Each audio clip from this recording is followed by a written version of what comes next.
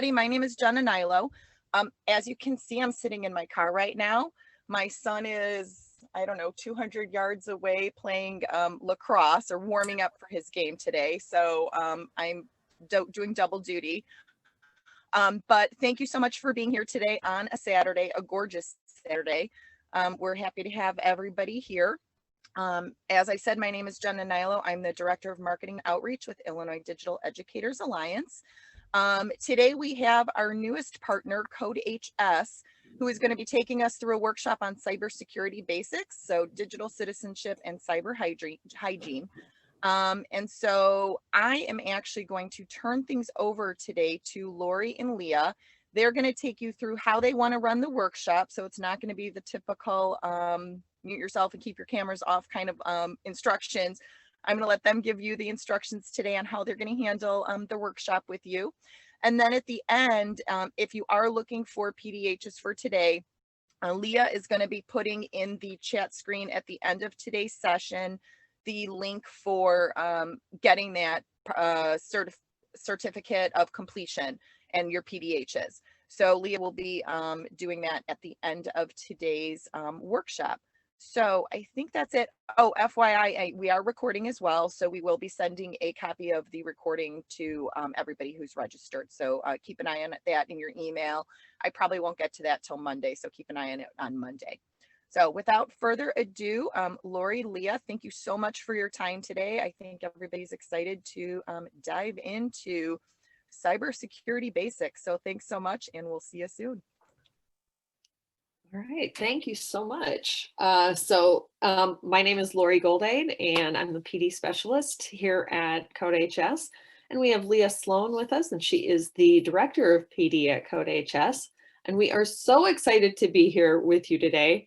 I know I'm told it's a very beautiful day where you're all at. I'm actually coming to you from South Dakota today, and it's supposed to be a beautiful day, but it's very cloudy. So we'll see what happens after this workshop gets over, if I get that day too or not.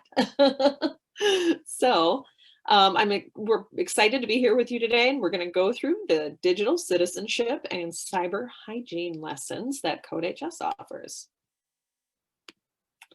All right, so looks like many of you are starting to introduce yourself in chat, so that's awesome. I'm just taking a look at all the names coming through, and I feel like I know some of these names, so I might have run across a couple of you in another workshop. So thrilled to have you all with us today.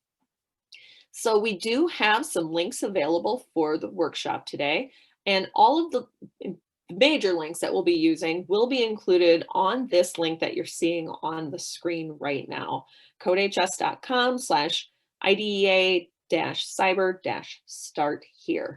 And that's going to have all of the links for today and the links for the slides.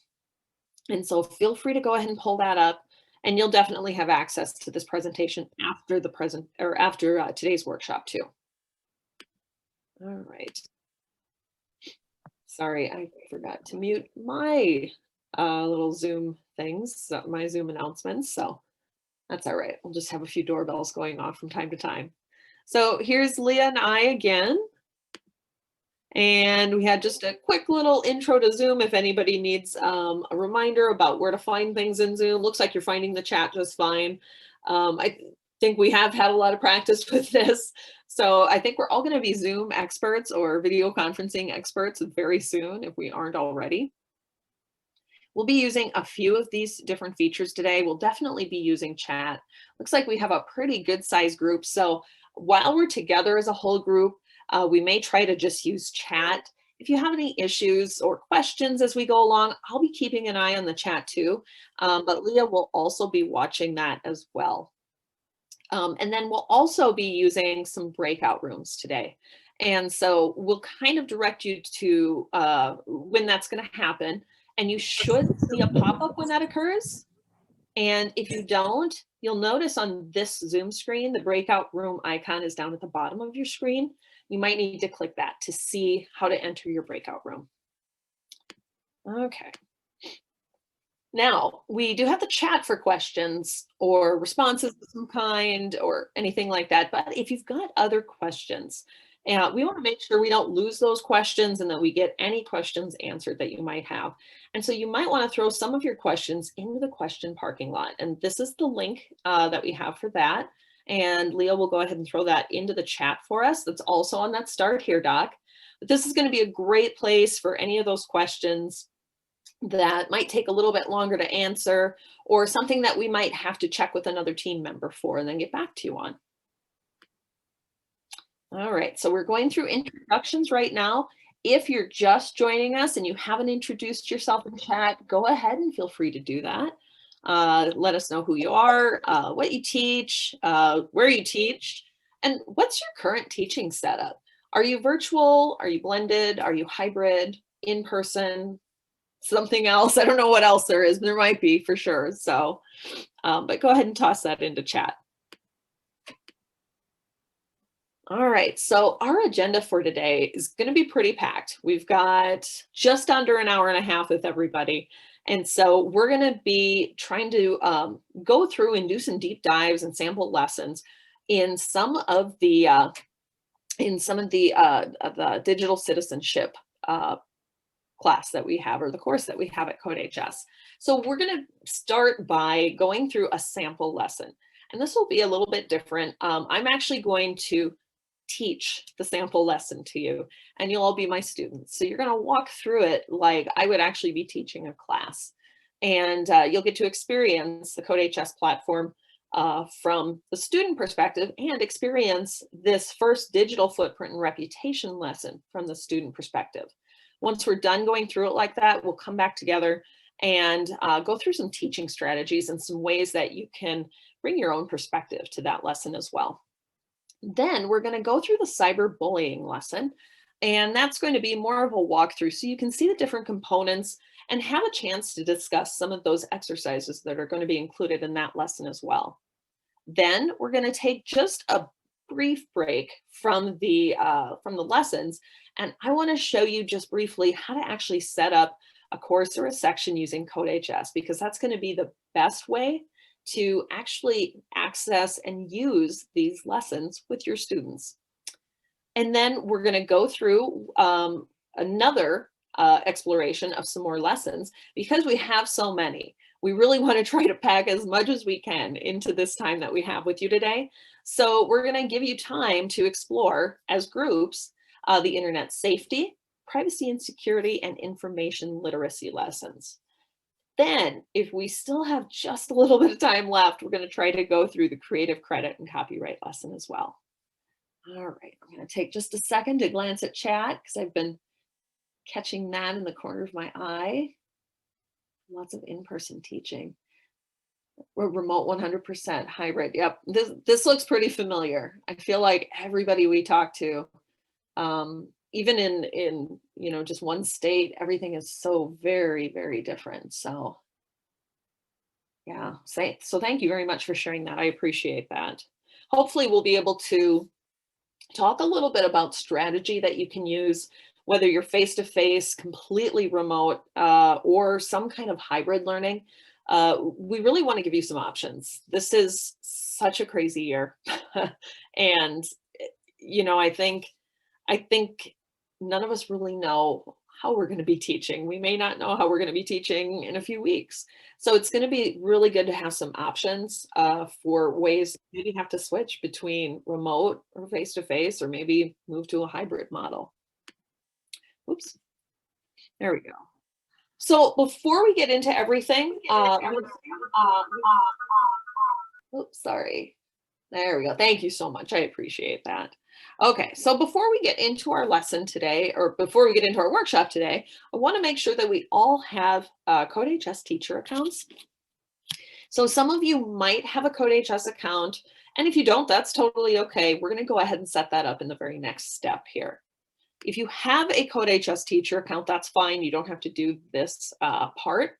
If you don't have an account yet, I'd like you to browse out to this URL. Leah's going to go ahead and toss this into the chat for us. But you're going to browse out to codehs.com/signup/teacher and sign up for a free educator account at CodeHS. as you're doing that, I'm going to chat just a little bit about what CodeHS is, in case you're not familiar. So CodeHS is a comprehensive blended coding platform. And I really should stop saying coding because it's so much more than that.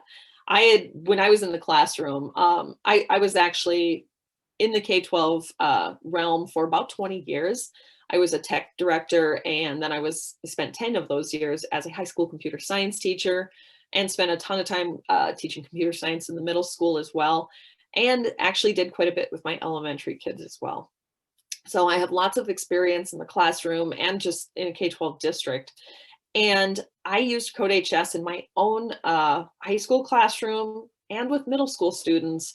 And I even dipped down into elementary just a little bit with CodeHS too.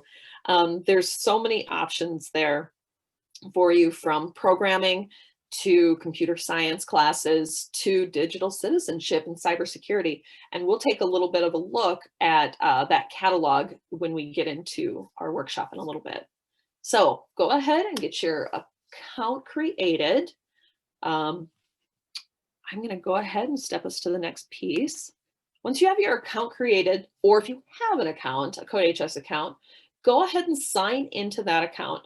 And then I'd like you to enroll in today's PD demo workshop, or PD demo section. And this is the URL you'll browse out to. Leah just tossed that into chat for us. You're going to browse out to codehs.com/go/AF76F. Now, those last 5 characters are the code that you'll need to actually enroll in the course.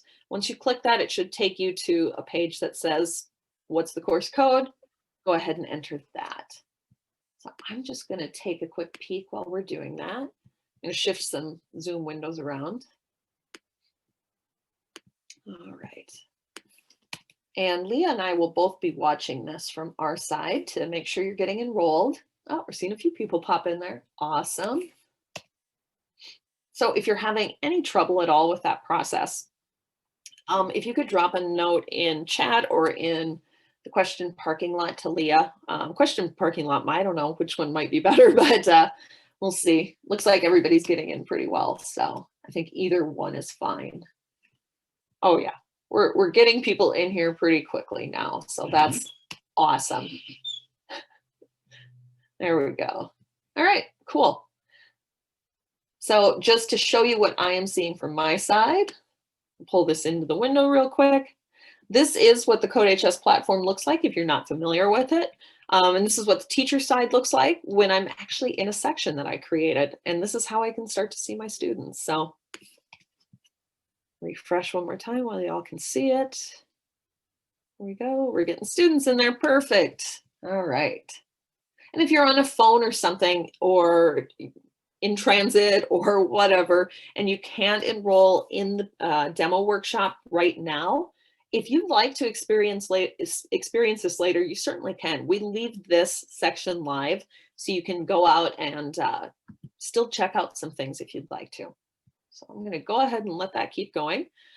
This link is in chat if you need it. So I'm going to just get us started with our very first lesson. Cool. All right. Okay, so we are going to get started with a lesson exploration, or really this is our sample lesson. So this is the very first lesson that we're going to be taking a look at in the digital citizenship module. I'm going to shift I just move Zoom controls a lot during these things, but that's all right. So you'll see my mouse going everywhere from time to time. So we're going to go ahead and take a look at this. Before we get into this lesson, I'm going to take you out to the platform just briefly, because I'm sure we've got a few people who may not have used CodeHS before. So I want to make sure that you feel like you aren't going to get lost. Also, if you are feeling a little bit lost, or like, wow, where did Lori go? I totally missed that. You can certainly throw a note into chat and we can help you out with that. But also on the Start Here doc, I also added the direct links to every lesson that we're going to be going through. I thought that might help save us a little bit of time. So if you're signed in, you can go ahead and click on these to get to those lessons as well. Oops. I'm going to jump back into the platform for a second and show you what the student side is going to look like.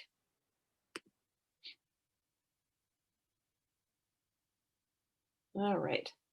So when you are logged in as a student and actually in the section and seeing what's happening here, you're going to see that this module, or this this module, digital citizenship, it's easy enough for me to say, right? That's going to be the one that's open. Now, yours are not going to have these colors in them. The reason mine have colors is because I've actually clicked into them or done something in them yet. And you'll see as you start to go through these lessons, what these colors do and how they change as you progress through the lesson. So this first lesson is going to be digital footprint and reputation.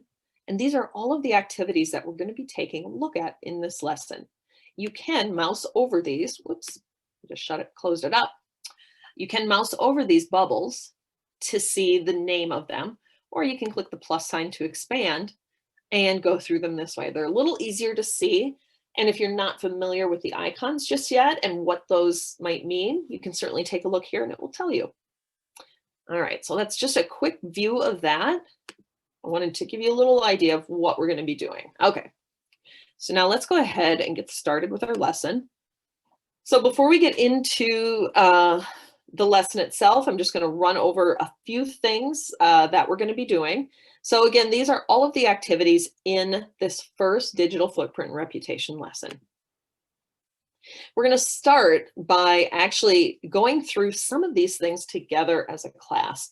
And this is actually the way I thought about it as I was planning this lesson, is how would I do this with students? So keep that in mind as we go through it. We're actually going to watch the video together. We're going to take a look at an example or kind of a cool simulation, and then take a look at a free response. And then we're going to get together in breakout groups in this lesson, and we're going to take a look at another activity in this called Right to be Forgotten. And we're going to do a little bit of brainstorming and responding to that activity.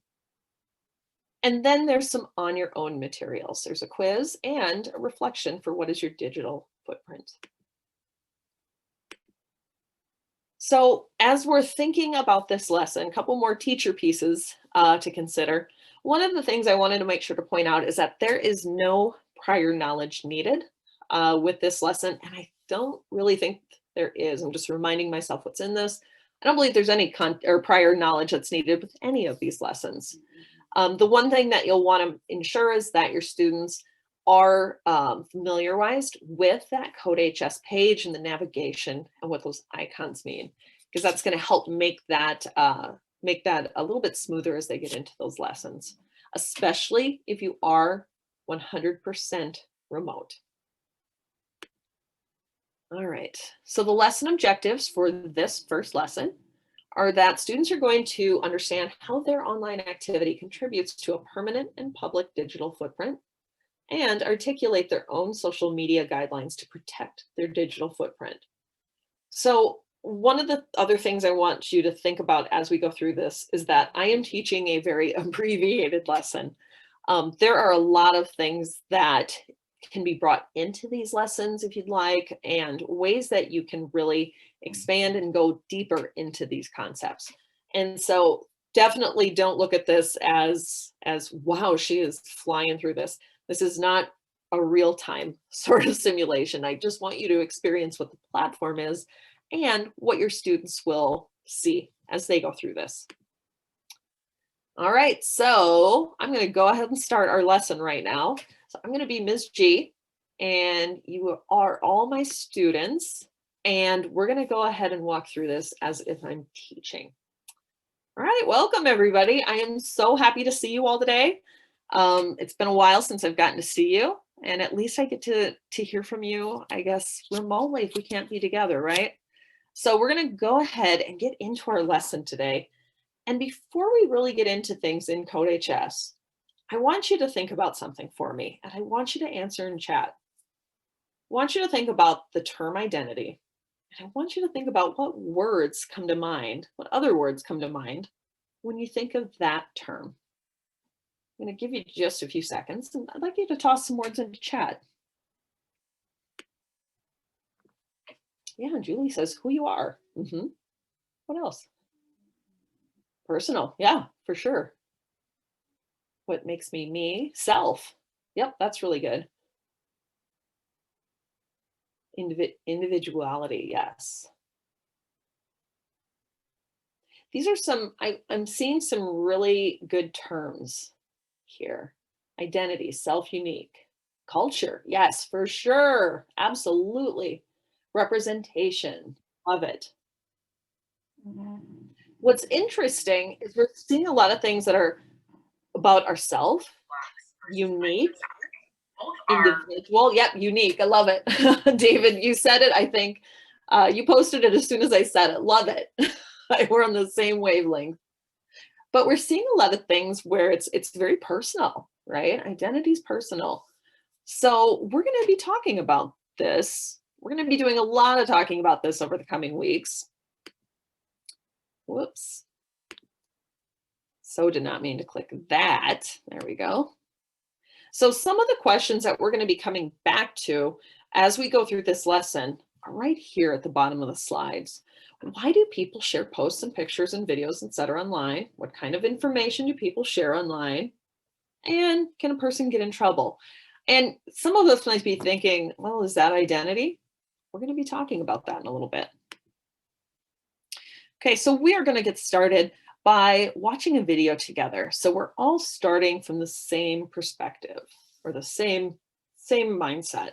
So we're going to watch the digital footprint and reputation video. I'm going to show you where this is at. Since you all do have the slide deck too, if you click this, you would get to it. We're going to watch it together so you don't have to click that right now. I'm going to go back out to the platform. And in the digital footprint and reputation lesson, I'm going to click the video. And again, we're going to watch this together. Load. There we go. Hi, in this video, we'll be talking about digital footprint and reputation. A digital footprint is the information about a particular person that exists on the internet as a result of their online activity. This includes emails you send, comments you leave, pictures you post, your search history, and different apps you use. So anytime you use the internet, you're building your digital footprint. It's really important that your digital footprint tells a positive story about who you are. The internet makes it very easy for us to share our thoughts and feelings with a wide audience. And this can be a great thing, but it's important to remember that what we share on the internet is both public and permanent. The internet is a public space. When you share something over the internet, you're opening yourself up to a very wide audience where you don't get to control who gets to see and share what you post. It's important to think about this. So you may post something that you want your close friends to see, but people you don't know very well, or even strangers, might see that post and make assumptions about you. Many social media platforms have privacy settings that can help limit your audience, and you should use them. But even with strict privacy settings, your posts can still be shared to an outside audience if your friend shares a post, or even if somebody takes a screenshot and distributes it. And it's not just what you post. If your friends are posting pictures or tagging you in posts, this becomes a part of your digital footprint too. The internet is also permanent. You might think that you can delete content, but oftentimes that doesn't mean it's completely removed, and people can still access it. After you delete something from a website, it might still exist in digital archives, servers from the website you originally posted it on, or even screenshots. The biggest rule here is to think before you post. Your posts are both permanent and public. So when you post, you're building an online reputation for yourself.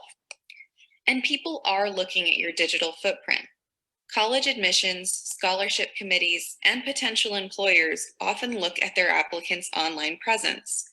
If your digital footprint makes them question your character, you could hurt your opportunities in college and career. Here are some guidelines for posting to social media.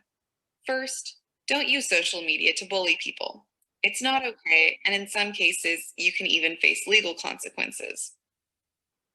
Don't post illegal activity or even hint at it. Don't use inappropriate or hateful language.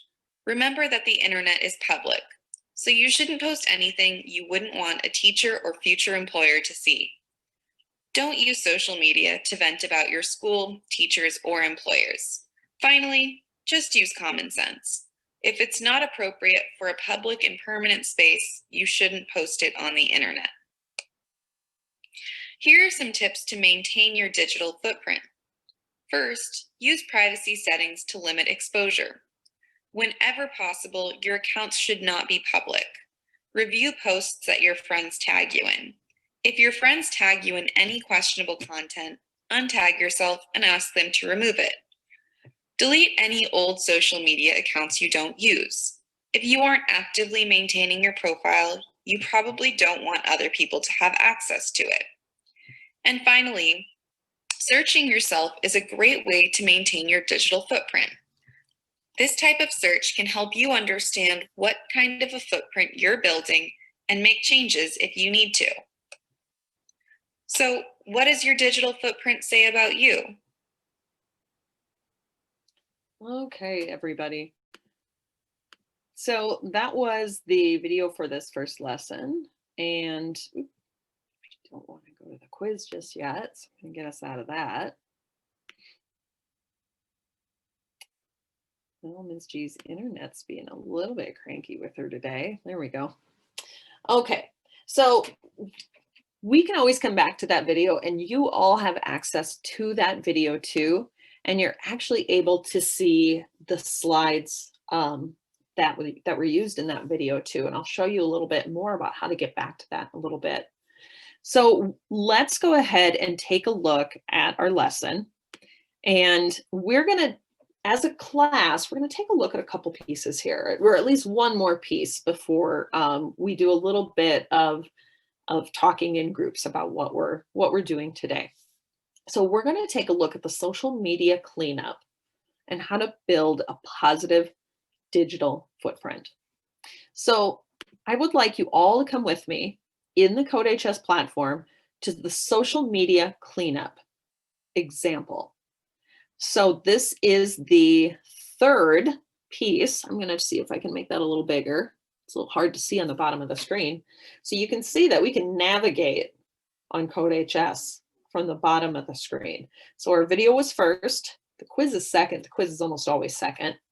And then this is an example, or in this case, it's a simulation really, more than an example. But this is where we're going to be at in the platform. So I'd love for you to click on that circle or go to the social media cleanup link. Oh. Hang on, let me see if I can shrink this back down. Sometimes it's a little cranky. There we go. Okay.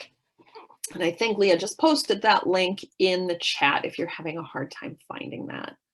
And I'm going to see if I can move my Zoom thing out of the way again. There we go. Okay, so you're probably looking at this and thinking, wow, Ms. G, we don't know what that is, because that's a whole lot of code to make a website. That's HTML and some CSS there. So we're not going to worry about that. What that's going to do, and we can maybe take a look at that when we get to web design if we'd like, but we're not going to look at it right now. But what we're going to do is we're going to make our window a little bit bigger. I'm going to click this little arrow. There we go. I can even move this a little bit. If I move my mouse onto that border, I can click and drag it. And then I'll show you another way we can make this bigger too. When I click run code, this is going to run all that code in that window, and it's going to pop something up in this window on the right side. Now, if I want to make this a little bit bigger, right here, it's kind of small on my screen, I can click on C HTML in new window. So I'm going to click that. It's going to open it up in a new tab. And now it looks sort of like a social media page, right? So we're going to take a look at this page, and I'd like you all to do this with me. So let's browse through it. So we're not totally sure about who this person is. but we're going to take a look at it because it's somebody's personal page. Student at CodeHS, San Francisco. So there's a lot of posts here. And we're going to go through these and decide, are these posts ones that we would want to help make up our identity? Or are they something that maybe I don't really need associated with myself? So this first post says, Ariana Rodriguez, from Ariana, you are the best study partner ever. Let's meet at the library again soon. Hashtag AP Calc will not beat us. I can tell you, I feel like AP Calc would beat me. But so this person's studying. I think that's probably something that's okay. I might even like it. Let's go down. Let's see. Johnny Rocket says, hey, you. That was the craziest party yesterday. Check out the pic I got of you. Hashtag party animal. So this might be something a little bit more questionable. So if we decide we don't want this on our page, we can click this garbage can, a little delete icon. Or if you feel like, maybe it's not so bad, you wouldn't necessarily have to. I'd like you to make that decision. I'm going to go ahead and click the garbage can. Then Angie Jane posted on this profile. So glad we decided to go to the beach instead of fourth period. Sounds like a skip day to me, doesn't it? Now the beach sounds awesome, but I think fourth period might be pretty important. And I imagine if one of my teachers see this, or maybe my parents saw this, this probably would not be something I want out there. So you can go ahead and take a look at this. Oh, let's take a look at this last one. Let's see. It looks like this person posted something to Ariana Rodriguez. I definitely wouldn't have made it through math class if you didn't sit right next to me for the tests. And there's a little winky face. Is that something that we should be posting online? Interesting, huh? So this is going to be just a little exercise where we can start thinking about what we're seeing online. And I'd like all of you to think about, how many times have you seen something like that, or seen something that a friend posted? Maybe at the time you thought it was funny, but we really need to start thinking about what is showing up on our social media pages, because all of these things are coming together to create our digital footprint and to really help create our identity. So let's go back over to the CodeHS tab. And actually, I'm going to jump out to the slide deck one more time. You can stay in CodeHS. We're all going to get split up into breakout rooms right now. And so we're going to do a little bit of group work. And we are going to focus on the right to be forgotten activities in the CodeHS lesson. So when I'm in CodeHS, when I look down here at the bottom, if I mouse over these, whoops, there it goes. I can see that this little light bulb says right to be forgotten. When I click that, you're going to see that that is the video that together in your breakout rooms you're going to watch. One person could start the video and share their screen if they like. If you're not able to share screen, that's totally okay. You can certainly mute your mics and watch it individually. Once you've all watched the video, I'd like you to click on the next activity bubble to the right of right to be forgotten. And that's where you're going to actually together as a group talk about these questions and go ahead and respond. So I'm going to show you how we're going to do this.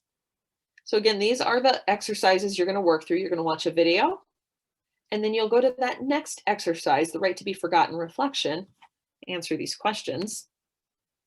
If you're not sure what you can do, you can always head out to this link, codehs.com/IDEA-right. Oops, sorry, I didn't make that a hyperlink. But that is the link you can go to, and that's going to take you out to a Google Drive. That's going to give you a little bit more structure about what you're going to be doing in your breakout rooms. So whichever room you happen to be in, I think I made 16 of these sheets, Leah, if that helps. I don't know if we need that many groups, but. I was going to make 5 groups. Perfect. Then Okay. you know what? That's good. Ignore everything from 6 through 16, everybody. For whatever group you happen to be in, if you're in breakout room 1, go ahead and grab number 1. And you can edit directly on this. You wouldn't necessarily have to edit in the platform. And you can see your directions here and some links. I also included a link to the video in case you're not able to get that to work in the platform. Okay. So do we know what we're going to be doing, everybody?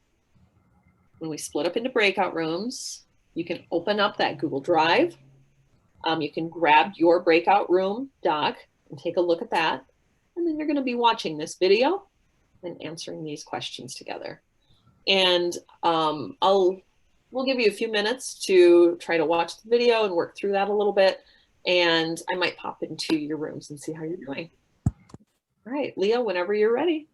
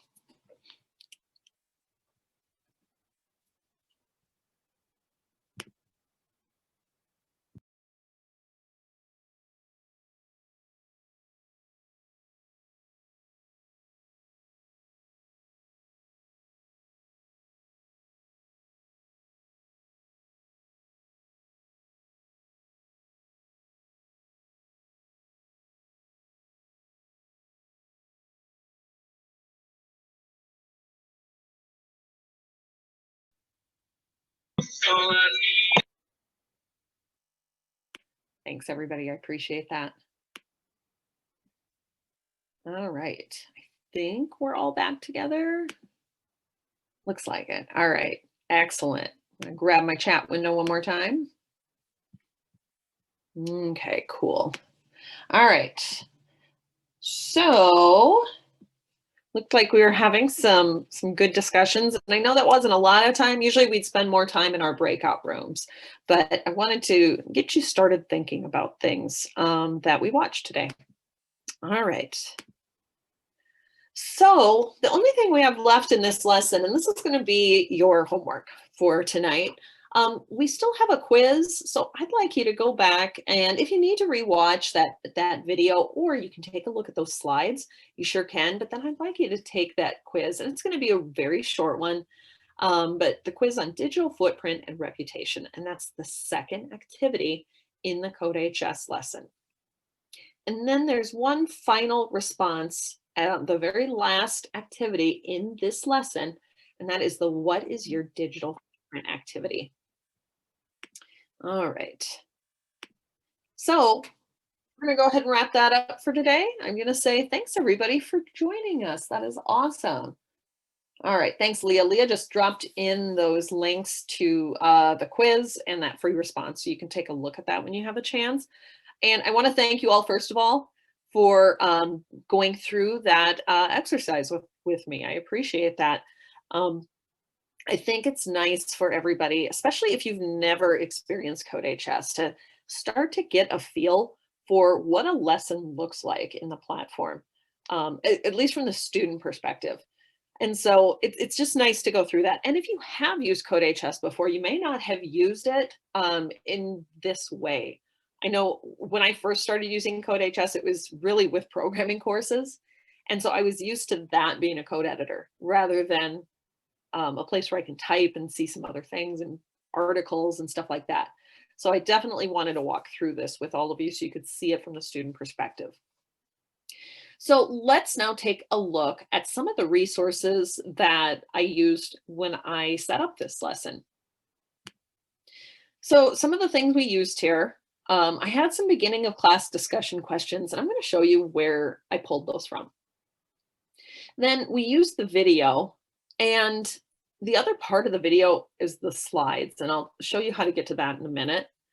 Then there's an example, or in this case, I think of the example more as a simulation. But it's listed as an example there. And that was that, that spot where we went to actually see that simulated social media page where students can interact and delete some things. Then there's some exercises. You're going to see a number of different exercises as you move through the this course and any other courses that you might explore in CodeHS. There's going to be a lot of free response activities. I personally love free response, and I like to add those into my CodeHS courses too.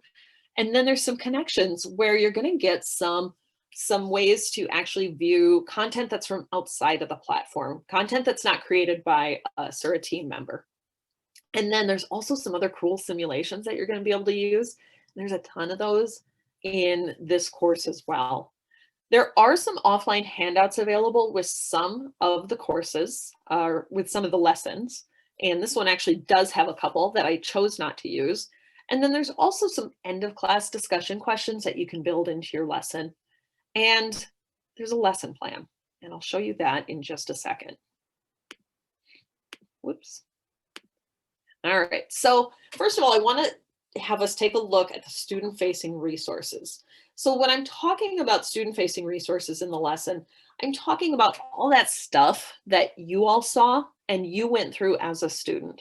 So that's the video and the slides, the example, and the exercises. So I'm going to go back out, and you don't have to do this with me. I'm just going to jump out to the course on my own again. So when I'm in the CodeHS course or in the CodeHS platform, and this window really is what this is going to look like as students are walking through it in pretty much any course that we use. So this is something that you will get very familiar with and your students will get very familiar with too. And so some of those student-facing resources are things like that video. So the video and the slides, every lesson is going to start with the content, because we need to get the actual lesson content out to our students. And so that's what we're going to see with the video and slides. I'm going to click on that for just a second. So it opens into the video. You have a couple of options. And I know YouTube is locked at a lot of schools, or blocked, I should say. You can also view it from the CodeHS platform as well. And then we have some other links in there too that might help you get to it if you just can't. And if you're really struggling with that, don't hesitate to reach out to us, because we want you to have access to this content. And by the way, all of this content, it's all accessible for free.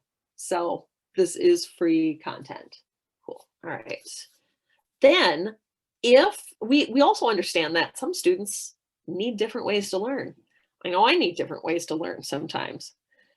So there's a video, but there's also slides. And if I look up here at the top of my screen, I can see video or I can see slides. So I'm going to click that. When I click on slides, I actually get to see the slide deck that was used. So when you, the teacher, are thinking about putting your lesson together, what you can think about is, well, I can watch it. Maybe I can watch this video with my students as a class. Maybe I could watch the video and stop it partway through, maybe do some formative assessment with them as I'm going through it, or maybe I want to do direct instruction with the slides. Certainly, there's so many ways that you can do that. Now, the other pieces that we saw here are the quiz. We haven't really seen the quiz because I skipped past that, but there is the example or that social media cleanup. And then there's some of the connections and free responses here as well. So you've got a lot of different lesson components that the students are going to see directly. And that's all in this first lesson. Let me jump back into my slides. And so what I included here was ways to think about these various components, because you don't have to just walk through them. Now, the really cool thing about CodeHS, and this is one of the ways I used it, was I actually ended up putting a lot of my classes online. I'm from a very, very small school with one section of all the core classes. And so there was no way for me to get electives scheduled so that most of the students had access to them. So I actually moved a lot of mine online. So these are a lot of modifications that I would try as well. So one of the things that you can do, if any of you are Edpuzzle fans or TED Ed fans, all of our videos are on YouTube, and you can absolutely include them in Edpuzzles or TED Eds or any of the other resources that you use, if that's something you like to do. And then I put some other options for you to think about as well that you can do, and ways that you can modify these student-facing resources or bring your own perspective to it. So the resources that are not student-facing are things like the bell ringer or the exit ticket or some of the discussion questions. And a lot of those things I actually found on the lesson plan. And I included that link on this slide so you can take a look. Here's my Zoom window so I can get back to it. There we go. Okay, so the lesson plan is actually going to show you a lot of different things about the lesson. The objectives, it lists out all of the activities in the lesson. If you have the pro version, you can absolutely print the slides, or you can always view the slides on free or pro, but you have a few more options for those. And just a side note, from 2014 to 2019, the entire time I used CodeHS, which I think we started in 2012, I was always on the free plan. And so you do not need pro to teach any of the courses. It's great to have that enhancement if you can get it, but if not, free will absolutely let you teach these courses. If there are solution references, you would find those here. With this, where it's a lot of free response, there won't be. If there are handouts, you'll see these in the lesson plans. And you can also see some other ideas. So a lesson opener. And by the way, one of the things that I really wanted to do with that opener was to have us create word clouds, but we just didn't have time. What a cool way, since we're just looking for words, to really pick up on some of those words that everybody's noting. And here are those discussion questions. And then if there's any standards as well. So I got a lot of those ideas out of the lesson plans themselves. And then all I think about is, well, what would I have used when I'm in the classroom, or if I'm teaching remotely? For bell ringers, some of the really cool things are whiteboarding apps. I like Padlet, but I have to pay for it. So I am actually a Google Jamboard fan now. And you can actually add your own custom free response questions in CodeHS. So everything's right in that platform. One of the things I saw as I was visiting some breakout rooms is that sometimes it's a little easy for students to get lost, especially if you give them a Google Doc and then say, okay, now you got to jump over here and come back to the platform. There's ways to build all of that into your course. And then there's some offline handouts you can use as well. Not all the lessons have offline handouts, but some of them do. And then I included some instructional strategies here. And just because we're really short on time today, I'm going to leave these in here for you to browse through. But there's a lot of ways to actually customize your classroom for a virtual classroom, like I say here, but these same things work for a face-to-face classroom, hybrid classroom, whatever model you have. But it gives you some flexibility, especially in this time when everything, we need to be flexible because we don't know how we're going to be teaching. So, all right, so I'm going to jump through these. There's a lot of different strategies here. So please go back and browse through those whenever you have a chance to. And then I just started including some other resources here for polling apps, some different things you can do with Zoom or Google Meet. And I know some schools cannot do breakout rooms, or you can't put students into rooms by themselves. There's a lot of other ways that you can actually do that. Oh, I love those assessment apps, things like Kahoot. Oh, Kahoot, even virtual, is awesome. Still love that. So as we go through these, I really want you to think about some best practices. What are things that you currently use in your classroom that could be used in a CodeHS classroom? Those kind of things do not have to go by the wayside just because you're using a new platform. You can absolutely bring your own self and your own perspective as the teacher, because we understand you're the expert and you know your students. So we want you to be able to bring your perspective into these lessons. Does anybody have any questions? Looks like Leah's answering a ton of them. So I'm just going to keep going since we are down to 30 minutes left. And I know this was going to go so fast. So we're going to take a look at cyberbullying next. And I'm not going to go through this as a sample lesson, but I'm going to walk through this so you can just see what's in the cyberbullying lesson. In the platform itself, oops, I'm going to close that. I keep clicking on it. In the platform itself, this is actually going to be the second lesson. So if I was out in that first page where I see all the lessons laid out, I can click on the cyberbullying lesson. If I'm in the site and in the lessons, I can simply go to 2. It opens up and I can browse into the lesson that way and click through it with those bubbles. So what we're going to be seeing in this cyberbullying lesson, and I'm not going to watch the video here because I think it's about 4 minutes long. So I'll certainly let you watch that on your own. But again, it starts with that content. So we're going to see the cyberbullying content and the slides are there as well. And then there's a quiz. I like these quizzes because it's just a nice, quick way to actually see, all right, are my students paying attention? Are they watching the video? And this is something too where you can think about, well, would I grade this quiz? Some of them are very short. And I've heard some teachers tell me, yeah, I grade them to make sure that, that's like their grade for watching the video.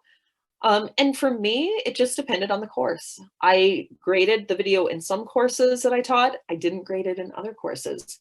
If I taught an AP course, I actually might grade those. In other courses, those were a check-in. And I would watch them, maybe give them a participation grade.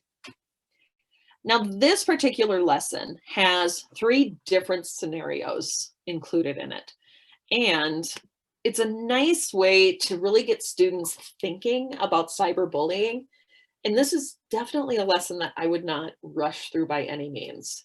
Again, there's no real prior knowledge for this other than making sure those students are feeling familiar with the platform. But in prior planning, what I would be really thinking about with this is I would make sure I'd review any materials that I'm going to use. It's certainly a sensitive topic.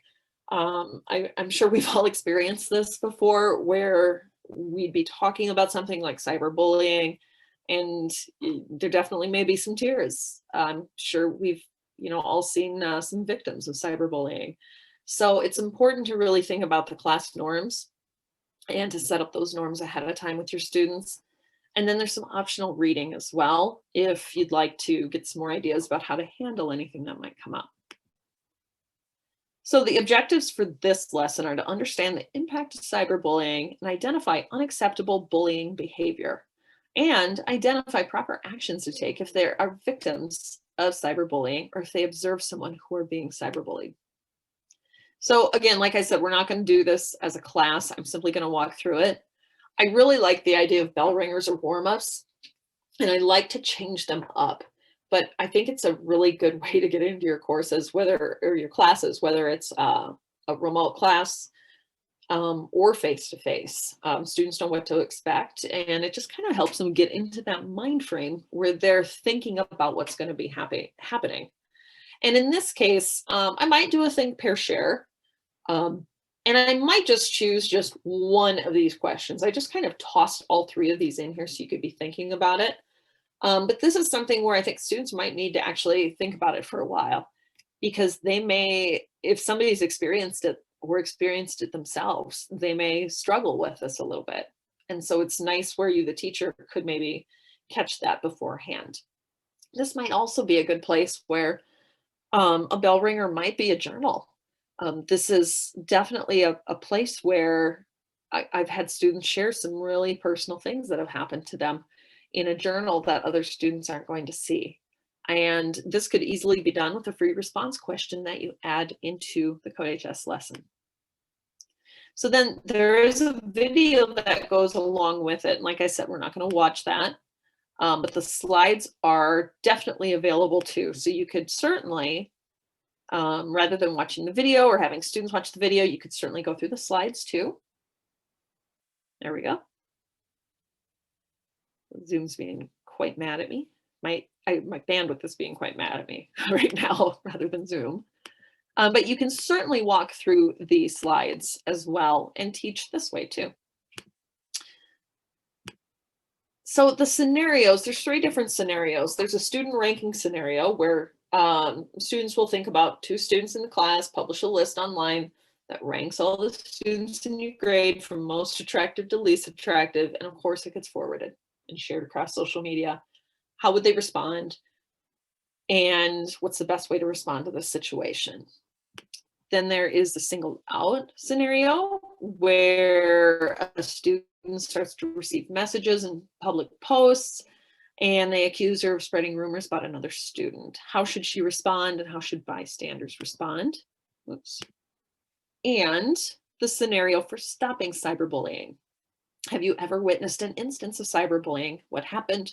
What are some steps the victim could have taken in a cyberbullying situation? And what are some steps that bystanders could have taken? These can all be very, very powerful scenarios, and a really good way to get some discussions going about, what's happening in the school, what's happening in the classroom. Are there ways that students can feel more comfortable standing up for others or standing up for themselves and things like that. So one of the ways that you could certainly do this, and this breakout room that I had planned was in case we had time, which I sort of knew we wouldn't have time, but this was just for you all to go out and really discuss these scenarios and think about, how could this work with your classrooms? What kind of issues might you experience with it? Is there some other things you might want to consider when you're addressing cyberbullying? It can certainly be a very sensitive topic, but it's so very important that we discuss this. So students have a toolbox or some resources, or at least a trusted adult or somebody they can go to if this is happening to them or they see it happening to somebody. You can certainly go out. I'm not going to take any of these links away, so I'm happy to share these with you, and you can go out and take a look at what I have out here. So I did list the resources that would be used in this particular lesson as well. And I have linked in this slide deck the various things here, like the offline handouts. One thing to take note of with the offline handouts is that there is a student version and a teacher version.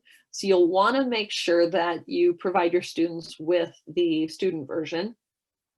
And those are not linked directly in the lesson itself. That's something that you can either print for your students or make available through an LMS, or you could even link those by adding your own lesson into CodeHS for it. And then I also included the lesson plan here, so you can take a look at this as well. So you can go ahead and take a look through this lesson plan and see what else is available and what other kind of resources are available for this lesson. All right. Oops, I'm getting all click happy. Okay, so in the lesson plan, I'm just going to glance at the questions real quick. So in the lesson plan, and I went through that a little bit fast, and this might be a little small on a screen share, but you can scroll through this. Again, solution references are not really a thing when you have free response. So we'll just kind of gloss over those. The handouts are here. There's some planning notes. There's some lesson opener suggestions. And then discussion questions are found typically towards the bottom of the lesson plan, just so you can have an idea of where those are at. The lesson plans are pretty cool. I absolutely love these things. All right. Okay, so we are at about 10 minutes after the hour. So I want to just very briefly step away from actually diving into the content, because what's going to be important also is that how do you provide this content to your students? So I'm going to go over super quickly how to actually create a section in CodeHS. I'm going to ask a quick question of everybody, and you can answer with either a yes or a no in chat, or you can open up the participants pane and click yes or no. How many of you have used CodeHS before? If you've used CodeHS before, go ahead and check yes or type yes in chat. Okay, I'm seeing quite a few no's. Perfect. Then I'm feeling really good about doing this. Who was saying yes? Yeah, cool. All right, then good. We're doing this for sure, because I think this part is really important. Okay, so thank you for answering. I appreciate that very much. So now that you all have CodeHS accounts, these are educator accounts. And so now you're going to be able to actually set up sections and create courses in CodeHS. So I'm going to step out to the platform. I'm going to get out of this course. So when you first sign in, and I know your accounts, if you have a new account, your account will need to be verified. That process will not take very long. I don't recall it ever taking very long for anybody. If anybody has any questions with that, you can certainly reach out to us, and we can certainly help you with that. So when you're in the CodeHS platform as a teacher, once you start creating some sections, and since I've seen a lot of no's that, hey, I've never used it before, you're not going to have these sections listed here. Okay. I have a lot of sections. In fact, I had a lot of sections when I was in the classroom. I would create sections just to split students up and do some different things, but this is where you're going to see sections. But to actually make a section, because this is where I'm going to hold all my students. So if I jump back into our workshop, you'll see and notice I can have more than one teacher in a section, which is pretty cool if you want to co-teach or team teach. I'm going to actually see all of my students listed here. Super handy. So to get started with this, I'm going to show you how to do this. And this is in the slides too, so you can revisit this. You can click on courses, and that's in the left pane, third option down. So I click on courses. Now here is where I'm actually going to set up my digital citizenship course. So I'm going to start at the top where it says create new course, and I'm going to name my course. Now don't worry, if I name it something that I don't like, I can change it later. So I'm going to call this course Mrs. G's oops, I should totally spell it right. I'm just going to do it that way for now, so I don't mix it up with the one I just created here. Mrs. G's Dig Sit course. And I'm going to click create new course. So what I'm doing right now is actually creating a place to hold all of that content. So the content, the video, the slides, all of that is going to be created here. This is not where the students are going to go. This is simply the content, and I'll attach a section to it in a minute. So I can create a course from scratch, or I'm going to use the template because that's going to give me all of that content. I just glanced over at the chat. Can students use the Clever badges? I think so. I think that is a rostering possibility, Sherilyn. We can get you some more. Oh, yep, Leah's got it. Okay. All right, so we can definitely get you some more info on that. So we're going to click on choose a course template. And now here is where I'm actually going to see the entire CodeHS course catalog. And this is going to look a little bit overwhelming here. You can certainly take a look at this outside of making a course. But for right now, I just want to show you how to get started making this digital citizenship course. So you're going to see there are so many courses here. So very, very many. There's middle school courses. Oh, creative computing is awesome. There's all the way up to AP courses. There's microbit courses, Arduino courses, so many things here. So you can certainly search for it, or I happen to find it. So I'm going to click digital citizenship. So now what this is doing is actually making a copy, my own copy of all of this content. And that's how it's possible for you, the teacher, to actually customize that content. So notice here it is. So there's Mrs. G's Dig Sit course. So I would definitely want to change that name a little later, but I'm going to leave it for now. So now it's telling me that there's no sections yet. So I have no place to put kids here. So now that my course is created, all that content is there. I'm going to move my mouse to the right. I can view assignments, or I can click on this middle icon. And this is where I'm going to create a new section. So the course is the content. The section is where I'm going to put students. So I have to have a section. I'm going to click this.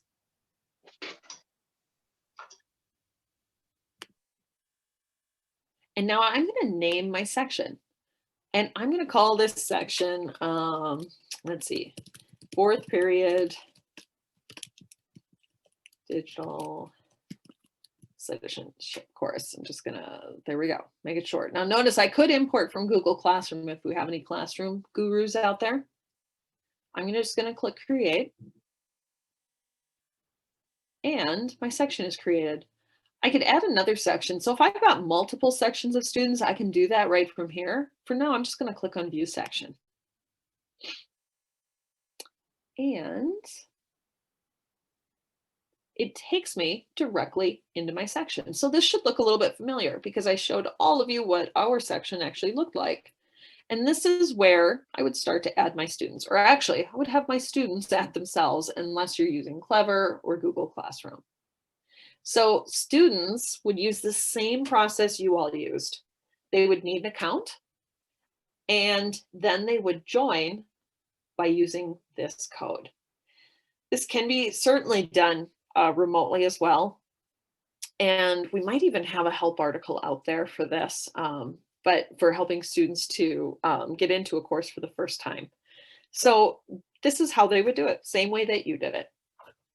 And if you wanted to actually see the course, to see it as a student, all I do is I click my name.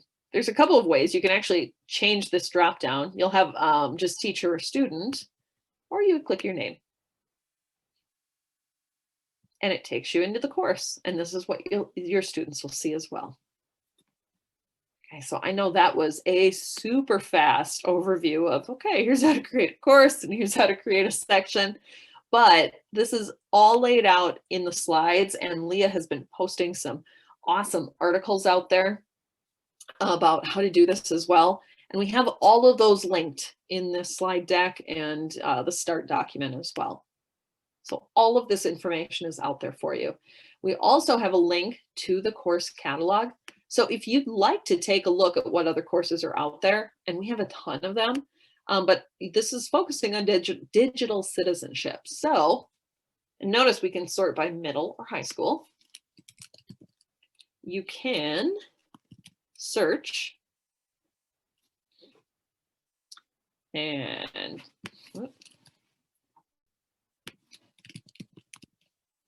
there we go.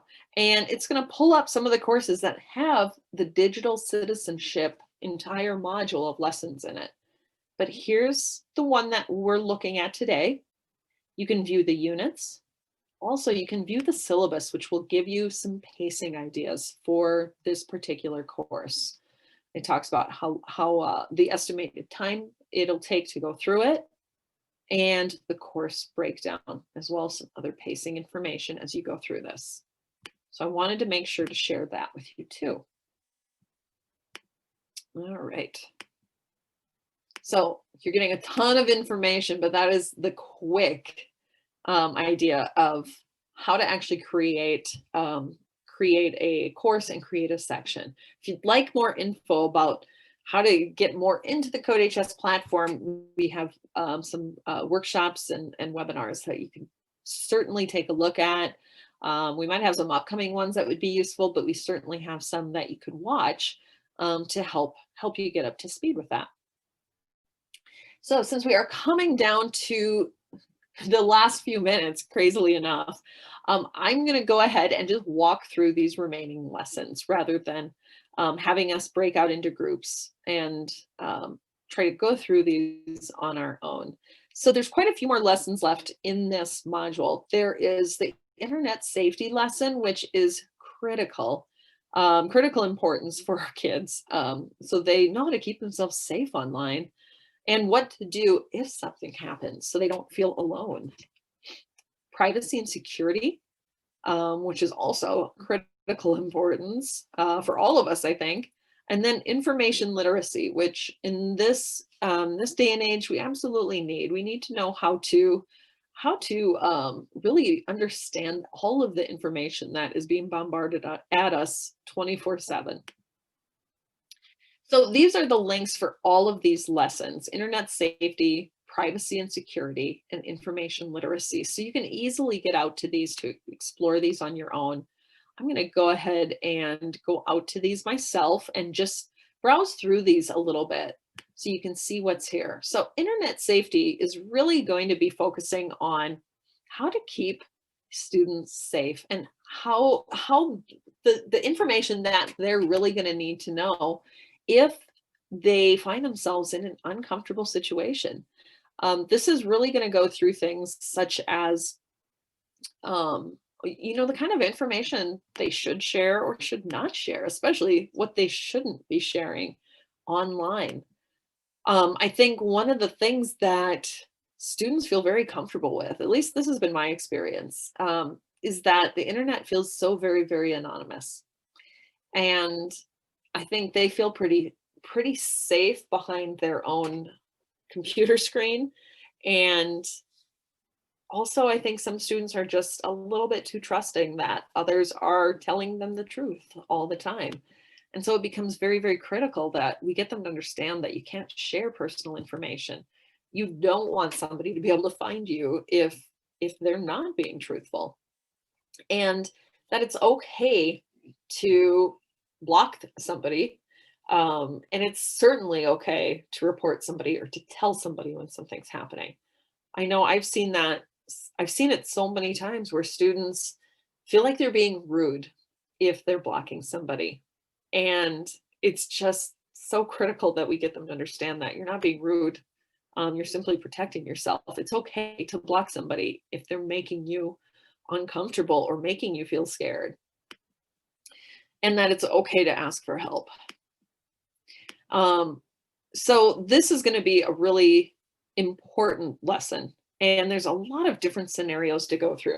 This is absolutely a lesson I would not rush through. This is something where you could certainly do a lot of activities and a lot of discussions, because I think the better the sense of community that our students have regarding this, and the better sense of trust that they have, the more likely they'll come to us or come to a friend or somebody to actually talk about what's happening to them. Privacy and security is another really good lesson for our students to have. And actually, it's probably a good lesson for us all to review. This is going to be about, passwords and, how we can stay secure online, privacy breaches, data breaches, and things like that. One of my favorite things about this is when we go through some of the password information, it talks about using a complex password and using those different passwords for different accounts. And there's a simulation in here, which I'm going to jump out to really quick. How strong is your password? This one is super cool. So in this, students can read through this, and at the bottom, you can test a password. Now, if I start typing in 1, 2, 3, 4, 1, 2, 3, 4, 5, it tells me how long it would take somebody to crack my password. And that would be 0.29 milliseconds. So this is a really cool place for students to come and actually test out some of their passwords. Now notice, if I just type a phrase, an apple a day, notice how long it would take to pass it or to crack it. Infinity. Interesting. So this is a great kind of jumping off point for, okay, how do we make a good password? And really looking into some of that security information. Now, the last lesson that I was going to have you all browse through during this session was information literacy. And of course, this is going to be really critical for students to be literate about the kind of information they are being confronted with online. So often what you'll hear from students, as you all know, is when you ask them where they found something, where they found some data or information, they'll tell you, Google. And there's really no thinking about, well, where did that come from though? What is the actual source for it? And so this is going to be really about going through and making sure that you're looking at legitimate sources, or understanding where that source came from and what the possible biases from that source could be. And understanding that and coming to it from a mindset of not just assuming it's correct. So it's another really critical lesson that you're going to be experiencing in this. There's a lot of exercises in this one, a lot of opportunities for effective internet searches, evaluating sources, a lot of evaluating sources, and really thinking about what you're reading online or what you're seeing online. Now, the very last lesson that we were taking a look at today, once we got through these, was the creative copyright, or creative credit and copyright. This is another piece where students don't necessarily have a good sense of not just taking something they find online, or, you know, as they're making slideshows or different projects, to really think about where they're getting those pictures from, or where they're getting that music from. Everything seems very freely available, and it's important to think about where it's coming from, and do we need to provide credit? Oftentimes what you'll find is students do not know that copyright is the law, and there are legal ramifications that go along with it. So this also becomes a super important lesson to go through. There's a lot of really good resources for teachers as well to go through to think about copyright. And I always tell my students, I will never pretend to be a copyright expert because I don't think anybody can be. So, all right. So we just went through a ton of stuff. I can't believe the hour and a half went this fast, but it did. You all definitely have access to these slides. And I also included a lot of different help articles, knowledge-based articles. If you want to have some questions about CodeHS, you can certainly take a look here. And we also have some other resources listed here as well. Virtual events that are coming up if you'd like to learn more about this course or other courses. The knowledge base is here. If you'd like, you can certainly jump out and join our CodeHS Educator Facebook group. It's a pretty active group, and I would highly recommend it. Great place to go to network and just stay connected, you know, for our own social and emotional well-being as well. And let's see, I think we have a few things for you. So first of all, I know Leah's tossed into chat this link for the survey. We would love it if you could fill out this survey for us.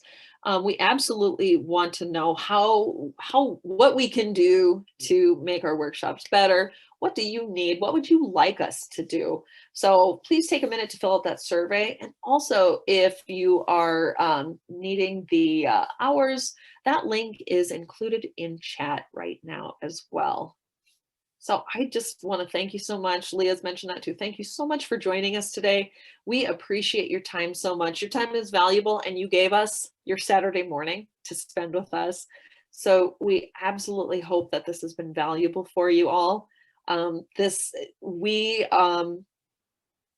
We definitely love doing this as well. We're getting a few messages, Leah. Form no longer taking responses. Is it? Oh, okay, it's that. Okay. Okay. So we'll go ahead and check on that. And we should, it should be recorded that you've been here. So we'll go ahead and check on that for everybody. So again, thank you all. We appreciate you all for being here with us. Thank you for what you're doing for your students. We know you have a lot of demands on you, and it's a crazy year. And we appreciate you more than we can express. So thank you, and stay safe and enjoy your weekend, everybody.